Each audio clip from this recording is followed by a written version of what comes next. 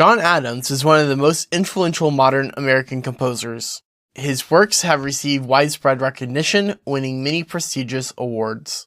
Today, I want to focus on the pieces that have caught the attention of the Grammy Award for Best Contemporary Classical Composition, my favorite composition award. Adams has had 10 compositions nominated for the Grammy, with 3 of them winning the award. Impressively, all of these nominations occurred within just 20 years from 1986 to 2005. That's practically a coin flip for any given year whether he was nominated or not. These rankings are based on my own listening, analysis, and careful study of Adams' music, so I'd love to hear your rankings in the comments too. Whether you're a longtime fan or new to his work, this video will give you an overview of his Grammy-recognized pieces from my perspective as a composer and contemporary classical music specialist. Now, let's get into my ranking in order of my personal opinion as usual. Something's gotta be at the bottom of this list, and this time it is the nominee from 1997. Violin Concerto was written in 1993. This is a 3-movement, 33-minute composition for solo violin and orchestra. This piece was composed as John Adams was developing new techniques regarding melodic writing. This work exemplifies his post-minimalist style, characterized by repetitive motifs that gradually evolve. My favorite movement is the third, where the solo violin drives forward with unrelenting energy, making you feel swept up in an endless dance.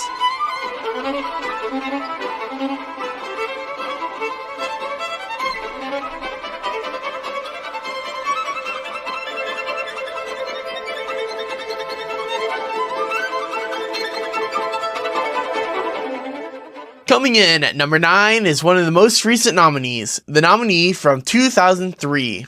Naive and Sentimental Music was composed in 1999. This composition for orchestra has 3 movements and lasts 48 minutes. The piece balances art for the sake of art and art in the context of history.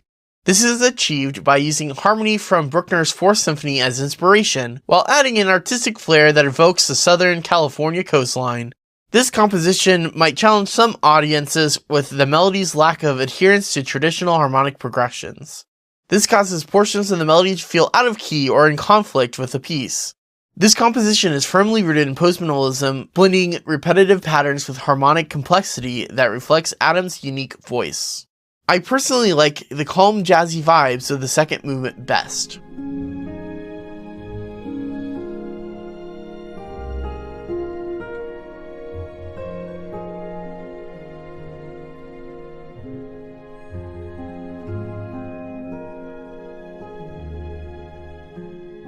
Moving on to number 8 is an especially energetic composition.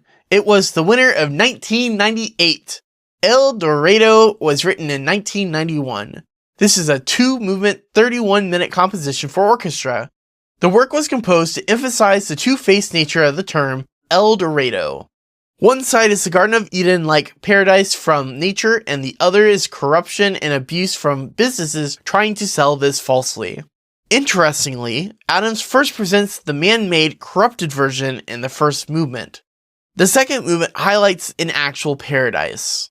The work embraces Adams' post-minimalist approach, where layered textures and rhythmic drive create a rich, evolving soundscape. Ironically, I prefer the man-made paradise of Movement 1. I just enjoy the excavator motif that Adams incorporates into the first movement. It constantly builds and makes the piece feel like it's always driving forward.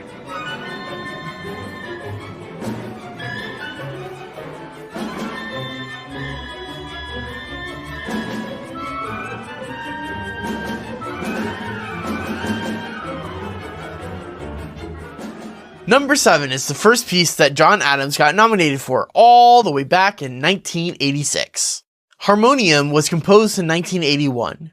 It is a 3-movement, 33-minute composition for voices and orchestra. It sets 3 poems, Negative Love by John Donne, Because I Could Not Stop for Death, and Wild Nights by Emily Dickinson.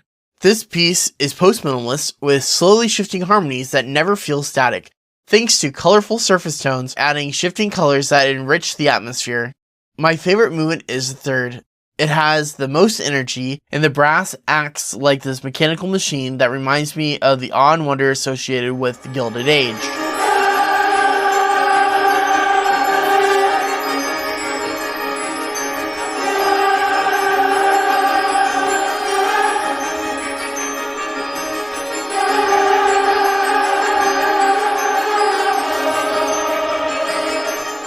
number 6 is the nominee from the year I was born, 1996.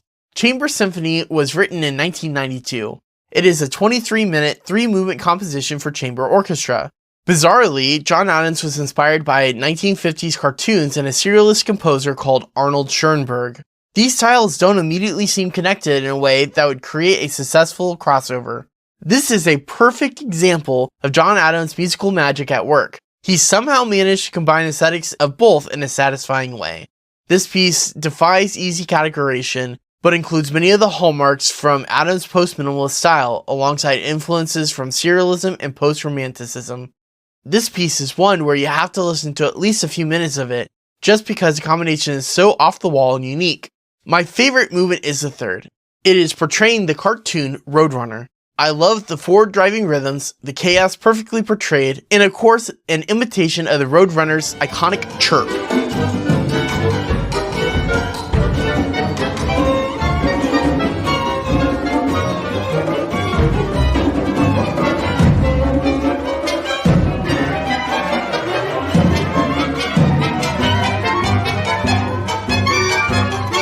Breaking into the top 5 is a particularly emotional piece nominated in 1991. The Wound Dresser was composed from 1988 to 1989. It is a 19-minute piece for solo baritone voice and orchestra in one movement. The text is taken from a poem by Walt Whitman with the same name. This poem is about the experience of a hospital volunteer during the American Civil War. The words express deep emotional experiences and vivid imagery. The surrounding music paints both with absolute perfection. Every story beat has exactly the support it needs. I was deeply moved and felt fully connected to the narrator's experience.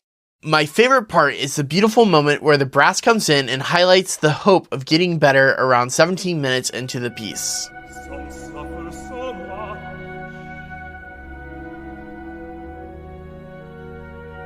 I recall the experience, sweet and sad.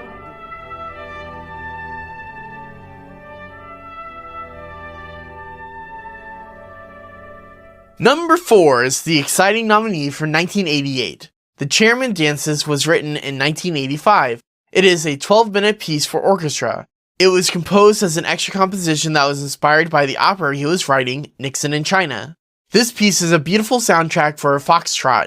While the harmonies are taken from the opera, this piece has its own identity as it unwinds into something more than just reused, reordered, or transformed assets from his opera.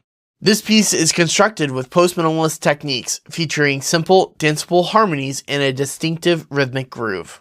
My favorite part is when the music suddenly goes quiet and whispering strings reveal a new groove about 7 minutes into the piece.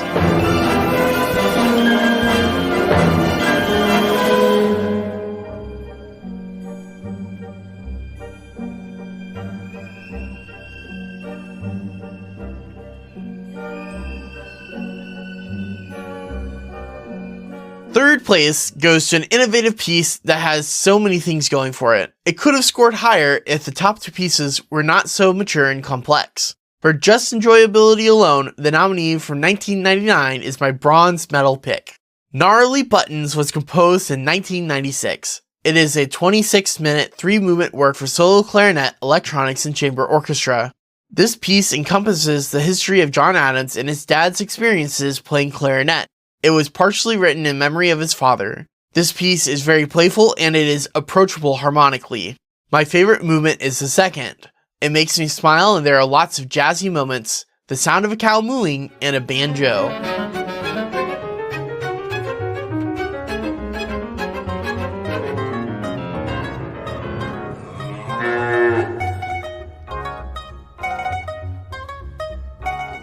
Second place is Adams' first winning composition, the 1989 winner. Nixon in China was written in 1987. It is a 3-act opera lasting about an hour and 25 minutes. The libretto was written by Alice Goodman. The plot is about Nixon becoming the first US president to open up diplomatic relationships and visit China.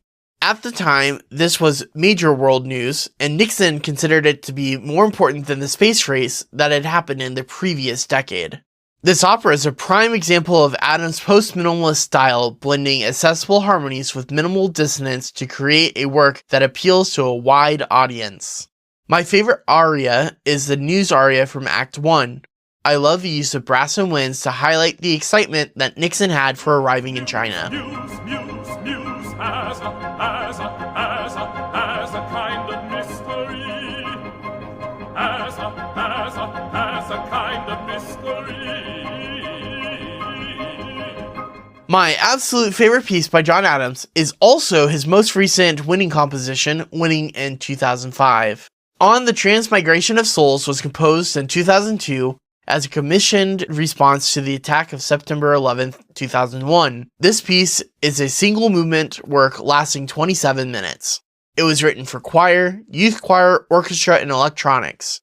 The text is made up from the list of victim names and missing person signs from the tragedy. The piece powerfully explores the emotions resulting from the terrorist attacks and should be required listening assignment for all who want to study the immediate impact on America. The harmonic and atmospheric complexity can be challenging at times, but it serves the subject matter beautifully. The reason why it is my favorite has to do with the depth and the maturity that this piece has. It is very full and has so many details to focus on that it makes repeated listening so enjoyable. It's a masterpiece that defines Adams' legacy, and for me, it remains not just his most profound and moving work, but one of the most powerful compositions of the 21st century so far. My favorite part is the climax around 17.5 minutes into the piece.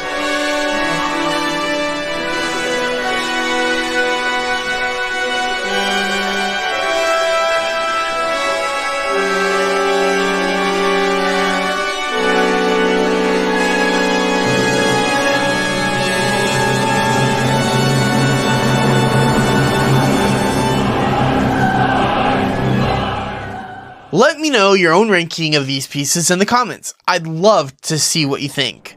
You can listen to On the Transmigration of Souls and all the other John Adams works I mentioned today by visiting my website linked in the description. It is completely free to use. Be sure to follow so you don't miss my newest series, Grammys Ranked, the best of contemporary classical composition. I post weekly videos.